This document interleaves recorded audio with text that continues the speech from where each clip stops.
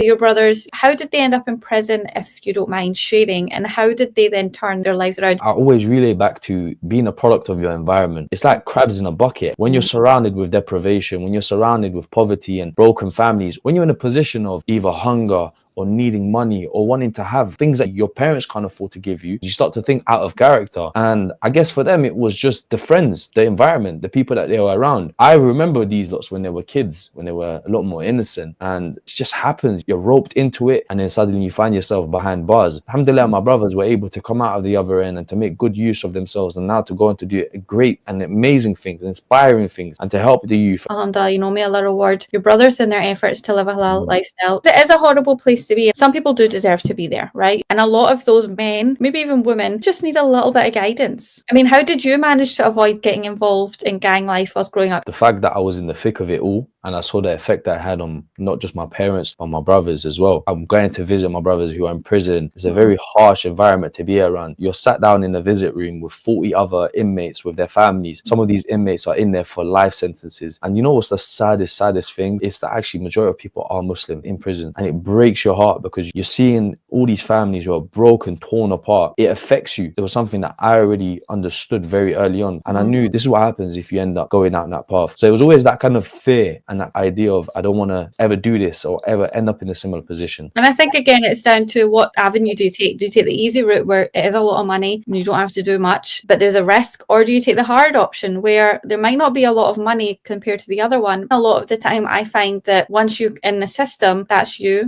sort of stuck in that cycle. And once you come out, how do you change your life? What do you do next? All you know is what you were doing before. Maybe they go back to doing the same thing and just think, well, I'll just be smarter this time. Malcolm X is an example of someone accepting Islam in prison and being one of the best Muslims amongst us. And there's countless of other examples too. Having discipline, having structure to my day-to-day, having sports and extracurricular activities is what kept me also busy. And I guess that kind of gave me a distraction away from things that were going on around us. And the environments we grow up in, I'm telling you, this is at your doorstep. So if you're able to avoid it, then fair play to you. You just need to work hard. And when there's desires out there and when people are tempting you and you've got the wrong environment, the wrong friends, you just need to be able to make that choice and that decision to say no.